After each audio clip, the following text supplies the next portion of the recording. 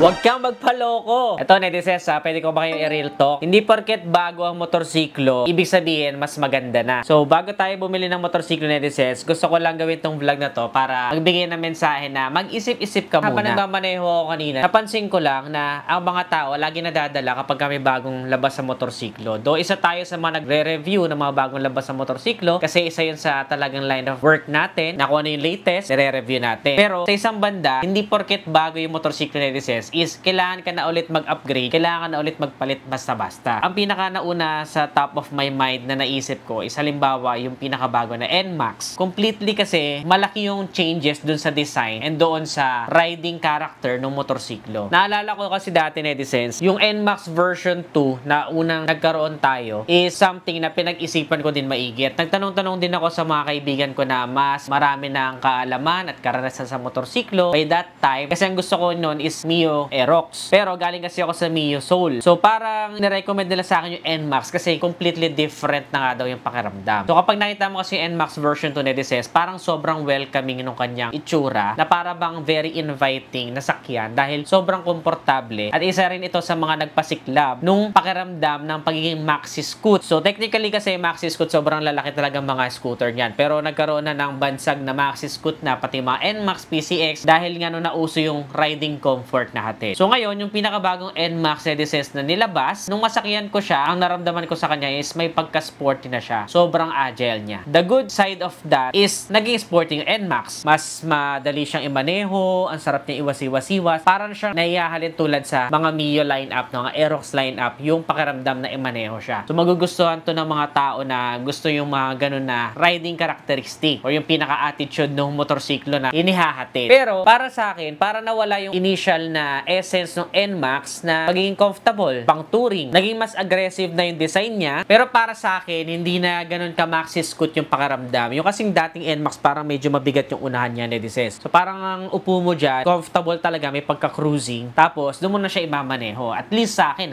sa height and weight ko. 5'4" in height, 65 kilograms. So yung maxi scoot na pakiramdam, pati yung ugali habang minamaneho, those days are gone. So parang wala na yung mga ganong feature ni NMAX, netizens. Again, ito yung mga sariling opinion ko lang pero kung iisipin mo dahil yun yung dating minahal natin sa NMAX, ngayon nag-iba na. Hindi naman ibig sabihin na yung pagbabago ay masama, kundi nawala na yung dati nating unang minahal sa kanya. Nag-evolve na siya. So kaya yung sinasabi ko na hindi porket bagong labas yung motorsiklo, mas okay na yon. Baka mamaya mas prefer mo pa rin yung dati na inihahatid niya na pakiramdam at experience. Isa pa sa naisip ko is yung Aerox, di ba? Pangalawa na yan, yung Aerox. So naging very controversial nung nalabas tong Aerox version 3 dahil marami yung nagko-comment na mas maganda pa rin daw yung Aerox version 2. Which is, parehas naman po silang may point. Kasi pagdating sa aesthetics, beauty is in the eye of the beholder. May kanya-kanya tayong preference and standard sa ganda ng motorsiklo. Pero hindi kagaya ng NMAX, medyo mas mababaw at light lang at hindi ganun ka-big deal naman to si Aerox. Kasi kung mapapansin ninyo, halos same pa rin naman yung stance niya, yung build niya. Talagang aesthetic lang or yung design yung pinaka nag-iba. Yung iba sabi, mukhang click. Yung iba naman sabi, mas mukhang click pa rin yung version 2. So parang kay-click nila inahahalin tulad. So hindi magkaintindihan. Pero ang nakikita ko naman dyan, based sa akin personal na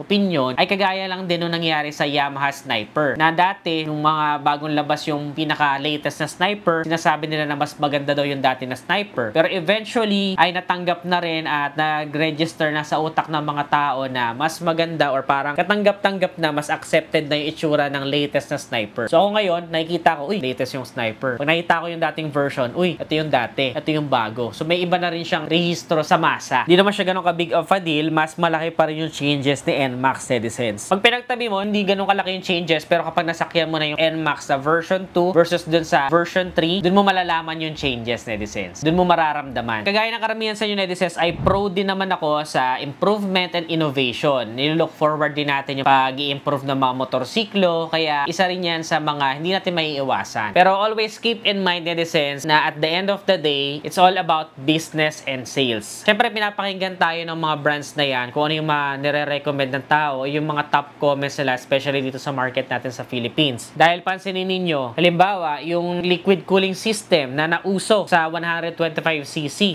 Kung totoo sa netizens, dati wala namang problema. Sa air cooling system, as long as 200cc below yung motorcycle, ay compatible yan with air cooling system. Ngayon, dahil nauso na yung liquid cooled, hinahanap na nila, oh, dapat liquid cooled na. Ito, netizens, sa inyo ko lang sasabihin sabihin to. Pero, not my word. Ito yung mga hearsay lang or sabi-sabi na yung isang brand na 125cc daw, kaya daw siya naging liquid cooling system is by accident or hindi talaga plan. Okay? Ayon dun sa mga sabi-sabi, mga chismoso, kahit daw kasi 125cc, nagkakaroon pa rin ng overheating issue. So, kinailangan siyang gawing liquid cooled kahit na 125cc lang yung displacement niya. Pero dahil sa napakagandang positioning sa marketing, ayan na, pinanganak na ngayon si liquid cooled na dapat sa mga low displacement. Pero kung iisipin yung maigi, netizens, wala namang problema sa air cooling system. In fact, napakaganda pa nga ng advantage niya dahil less maintenance, wala ka nang iisipin na mababawasan yung coolant level mo. Isa yan sa mga nakakabawas na rin sa isipin na maintenance sa atin, lalo na sa mga motorista dahil malaking bagay din po yung mga coolant na yan at mga maintenance or mga preventive maintenance na isinasagawa. Kasi kukunin mo pa rin yan from your hard-earned money na pwede mo pang panggasto sa iba mong priority sa pamilya. So, kung isipin mo lang maigi, di ba? If ain't broke, why fix? Ba't mo kailangang solusyonan or bakit mo kailangan gawing liquid cooled? Pero, nandiyan na tayo, syempre, dahil maganda na nga yung kanyang pinaka-image ngayon sa market, naging standard na. So, yun lang naman yung ilan sa mga palaisipan, yun lang na may ayon sa mga sabi-sabi at hearsay, not my word, naririnig-rinig ko lang naman, pero, di ba, mapapaisip-isip ka rin eh. So, ilan pa sa nagpapatunay na talaga sinusunod tayo ng mga brands, syempre, para makabenta, para mas umingay ang pangalan, mas yakapin ng tao. Naalala nyo yung Suzuki Bergman. Noong unang nilabas yan, tuwan-tuwa yung mga tao kasi may 125cc na maxi scooter, yung pakiramdam. So, sumikat yan, wala pa dito sa Pilipinas. Ang dami na nag-upload ng mga motovlogger na sabi-sabi na mapaparating nga daw sa Pilipinas at nung pinadala na nga sa Pilipinas ay sumabog siya pero nakahanap na naman ng ipipintas ang mga Pinoy at ang mga expert na maliit daw yung gulong sa likuran. Na kung sa tutuusin ay design talaga siya na ganun ng size para mas maganda yung arangkada niya. So, mas maliit ang gulong, mas mabilis ang ikot, and circumference, kaya mas maganda ang arangkada dahil doon nagmumula yung andar ng motorsiklo sa likod na gulong. Dahil gusto niya nga nila na ipantay daw sa unahan na gawin 12-inch para pantay, 12x12, pinanganak si Bergman EX or yung executive version na 12 inches wheel sa likod at 12 inches wheel sa unahan. Ngayon, based sa aking experience, nung na-invite tayo ng Suzuki, netizens, mas mabilis pa rin talaga yung Bergman Street compared sa EX, pero nagkaroon naman ng somehow na advantage yung 12 inches wheels kasi mas naging comfortable naman siya ng kahit papano. So, is it something na mararamdaman ba ng normal na tao? Pagdating sa suspension, netizens, mahirap talaga maramdaman yan. Nasa iba't ibang preference lang talaga ang bawat individual. Isa pa, nung nauso yung mga maxi scooter, yung mga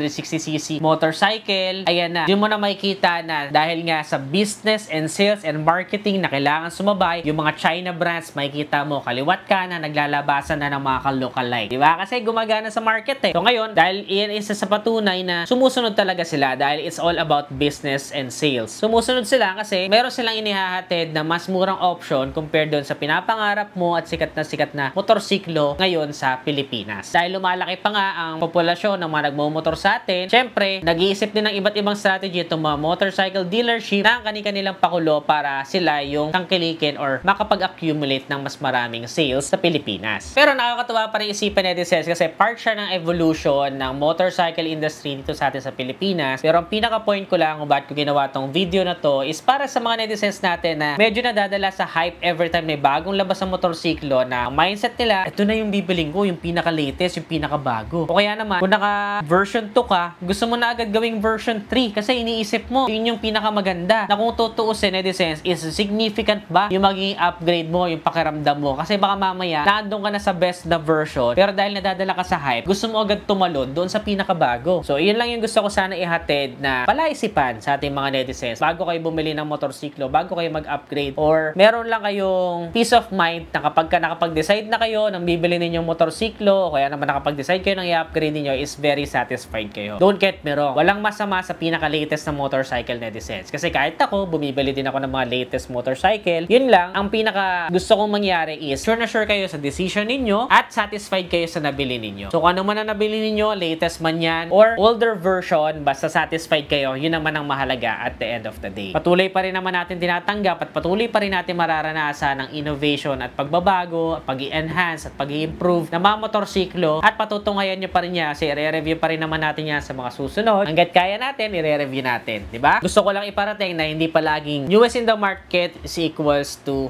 much better. So, hindi palaging pinakabago, ibig sabihin ay pinakamaganda. Meron pa rin tayong kanya-kanya deciding factor at kagustuhan sa pagpili ng motor. So, wag basta-basta impulsive sa pag-upgrade. Make sure pinag-isipan, afford ng budget. Kung afford ng budget nyo, netizens, walang question dyan. Your money, your rules. Kung nakabili na kayo, maximize it, enjoy it, walang mali dyan. Itong mensahe na to ay para sa mga netizens natin na bibili pa lang, magde-decision pa lang, or just na open conversation and discussion para meron din tayong mga ganitong klaseng vlog. Ano sa palagay nyo, netizens? Comment nyo nga sa baba. May point ba to? Or meron ba kayong mga ibang insights na pwede nang makatulong? Comment nyo lang dyan sa baba. We're open for conversation para mapag-usapan ng mga motorcycle enthusiasts at sa mga future consumers and future buyers na bibili pa lang ng motor. Ano pang mga ibang topic ang gusto nyo pag-usapan natin next vlog? Comment nyo naman dyan sa baba at baka kayo na mapagbigyan natin sa susunod. Kung nagustuhan mo to, don't forget to give this video a thumbs up, subscribe. Again, this is Adriano. Always keep it cool and ride safe always.